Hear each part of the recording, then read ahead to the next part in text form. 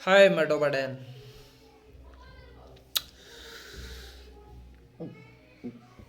द्वितीय विश्व युद्ध और प्रथम विश्व युद्ध के बारे में आप जानते होंगे। कुछ गांडू लोग ना भी जानते होंगे।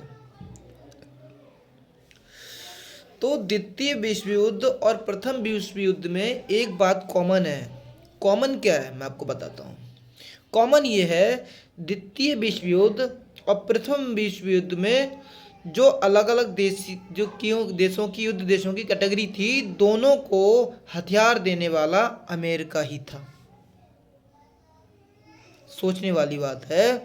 जो सुपर पावर बना हुआ है, ये भी कॉमन है। अगर दो अलग अलग देश बढ़ गए थे, दो दो ग्रुप बन गए थे, तो दोनों को हथियार देने वाला एक ही बंदा था। समझें आप। जर्मनी जर्मनी एक अलग ग्रुप में था, ठीक है। जर्मनी को पहले अमेरिका ने हथियार दिए। अमेरिका ने हथियार दिए। हथियार देने के बाद ओ युद्ध हुआ। जब जर्मनी लुट गया तो उसका जो कर्जा दिया था, हथियार दिया था अमेरिका ने, वो जर्मनी की ज़मीन बेचकर, जर्मनी के सामान गिरवी रखकर अमेरिका ने कर्जा वसूला था। ठीक है। तो सबकी महान हानि हुई, सारे देश बर्बाद हुए। ठीक है। सब देश बर्बाद हुए, खाली अमेरिका को छोड़कर। अमेरिका ने युद्ध लड़ाई नहीं। तो सुपर पावर ऐसे ही नहीं बना जाता है। सुपर पावर के लिए बहुत क्रिएटिव माइंड होना चाहिए। वही अमेरिका ने इस्तेमाल किया। और हिंदुस्तान की भी सेना गई थी लड़ने। किसके आदेश पर? जवाहरलाल नेहरू, महात्मा गांधी। द्वितीय विश्व युद्ध। और किसकी तरफ से? इंग्लैंड की तरफ से।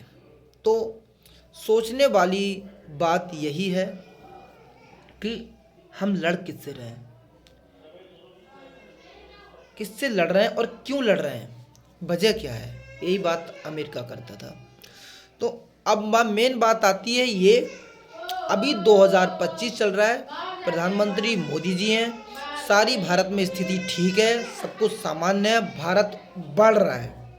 कहने का मतलब अगले 5 सालों में भारत को जो तेल विदेशों से चाहिए होगा, अब की तुलना में केवल 30% ही चाहिए होगा। आप अनुमान लगा लें। अभी जो भारत तेल ले रहा है विदेशों से, 5 साल बाद वो तेल केवल 30% ही लेगा। इससे नुकसान किसे होगा? सऊदी अरबिया देशों को, अमेरिका को, सबको। क्योंकि सबसे ज़्यादा देश नुकसान अमेरिका को ही होगा। ऐसा क्यों होगा? वो इसलिए क्योंकि तेल अमेरिका में नहीं है, लेकिन तेल डॉलर द्वारा लिया जाता है, इसलिए अमेरिका को उसका फ़ायदा होता है। तो आप तेल किसी भी कंट्री से लें, फ़ायदा अमेरिका को ही होना है, क्योंकि डॉलर में तेल आता है। तो तेल नहीं लिया जाएगा तो अमेरिका को नुकसान होगा। जॉर्ज सोरोस को आप जानते ही हैं, कांग्रेस को आप जानते ही हैं। तो भारत अभी तेल नहीं खरीद रहा है, मतलब कम खरीद रहा है। 5 साल बाद बिल्कुल नहीं खरीदेगा।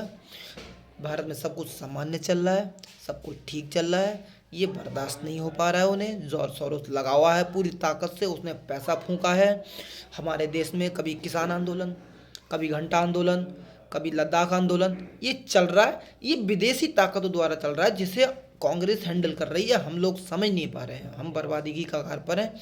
उन्हें इंतज़ार है कि भारत की सारी पब्लिक सड़कों पर उतरे। मतलब मोदी को ऐसे तो हराना मुश्किल है। सड़कों पर उतरेगी, प्रोटेस्ट होगा, लड़ाई झगड़े होंगे, कारें जलाई जाएंगी, रोडें जलाई जाएंगी, सब कुछ बर्बाद किया जाएगा, देश को जलाया जाएगा। इससे क्या है? सरकार गिर जाएगी और इससे हिंदुस्तान में अमेरिका अपनी मनमानी कर सकेगा। सब यही प्लान है, लेकिन मोदी के चलते ये सक्सेसफुल हो नहीं पा रहा है। मोदी जी ठंडे दिमाग से हर चीज़ को हैंडल कर रहे हैं। अब इसके लिए जॉर्ज सोरोस से जब यहाँ कुछ नहीं हुआ तो उसने क्या किया? कांग्रेस द्वारा अफ़गानिस्तान में सरकार गिराई, पाकिस्तान में सरकार गिराई, जानते होंगे इमरान खान की सरकार थी। श्रीलंका में सरकार गिराई, बांग्लादेश में सरकार गिराई।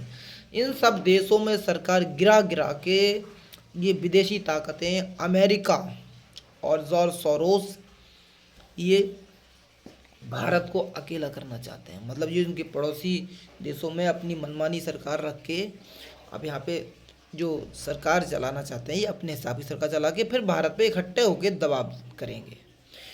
चाइना से तो फिलहाल की चल ही रही है, तो ये हम लोग समझ नहीं पा रहे हैं। जो किसान आंदोलन चल रहा है असल में वो कोई आंदोलन है ही नहीं, वो कोई आंदोलन नहीं है, सिर्फ जॉर्ज सोरोस और कांग्रेस और अमेरिका की ताकत है जिससे उनकी कोई मांग ही पता नहीं चल रही है। पिछली बार सारी मांगें मान ली गई थी, अब भी भारत सरकार मांगें मानने को तैयार है, लेकिन बात वो लोग करने को तैयार ही नहीं है। उन्हें खाली रोड पे आना है, झंडा हिलाना है ऐसे, और सड़कें जाम करनी है, पब्लिक को परेशान करना है। ये किसान आंदोलन है बना बनाया। इसमें कनाडा भी लगा हुआ है जो भारत के खिलाफ है, अमेरिका के साथ है, इसमें पंगा हो। और कनाडाई सिख भी लगे हुए हैं जिसमें कई बार आपने वीडियो देखा होगा, भारत का तिरंगा को कैंची से काटते नज़र आए हैं, फाड़ते नज़र आए हैं ब्लेडों से। तो वो भारत हित के हितैषी कैसे हो सकते हैं, हम लोगों को समझना चाहिए।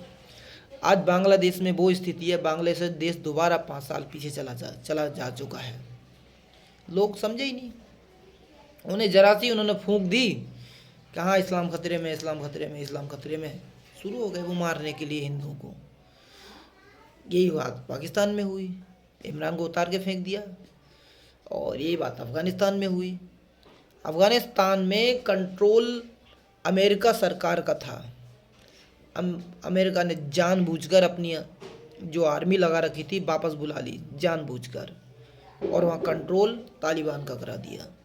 और उससे पहले भारत सरकार अच्छा इन्वेस्ट कर रही थी अफ़गानिस्तान में, अरबों खरबों रुपए का इन्वेस्ट किया हुआ था, सबकी ऐसी तैसी कर दी अमेरिका ने अपनी आर्मी हटा के, तालिबान का प्रभुत्व वहाँ लगवा के। अगर अमेरिका अपनी सेना नहीं हटाता तो ये हालत नहीं होती, लेकिन यह हालत हुई। किस लिए? अमेरिका ने अपनी आर्मी हटाई वहाँ से और भारत का नुकसान हुआ। तो हमें ये बात समझनी होगी, हमें किसी किसान आंदोलन को नहीं पनपने देना होगा। किसान अपने खेतों में है, हल जोत रहा है, फसल उगा रहा है, ये खाली खालिस्तानी लगे हुए हैं रोड पे, कोई नहीं है किसान आंदोलन में, कोई नहीं है। सारे बिजनेसमैन, पैसे वाले, ऑडी, मर्सिडीज, रोल्स रॉयस वाले, 20-20 लाख के ट्रैक्टर वाले वहाँ खड़े हुए हैं, वो किसान नहीं है, वो सिर्फ बर्बादी वाले हैं। देश बर्बाद हो जाएगा। किसान आंदोलन से बचें, और जो किसान हैं उनसे बचें, अपने खेतों में काम करें। मोदी सरकार बहुत अच्छा कर रही है, देश के हित में कर रही है, किसानों के हित में कर रही है, सबके हित में कर रही है। कभी ऐसा नहीं हो पाया। कांग्रेस जो है एक विदेशी संगठन है, कोई भारतीय पार्टी नहीं है, विदेशी संगठन है। वो इटली का संगठन भी है, वो अमेरिका का संगठन भी है। राहुल गांधी विदेशी आदमी है, वो भारतीय है नहीं, भारत के सपोर्ट में वो कुछ नहीं कर सकता, वो सिर्फ भारत के खिलाफ रहता है। सरकार बनाने के लिए चाहे कितने ही लोग मर जाएं उसे मतलब नहीं है। हम लोगों को समझना होगा कि ये लोग कैसे हैं, कैसे गद्दार हैं। इन लोगों से हमें हमारा देश बचाना होगा। कोई किसान आंदोलन नहीं है, फिर कह रहा हूँ, कोई किसान आंदोलन नहीं, सारा फर्जी आंदोलन है। जय हो।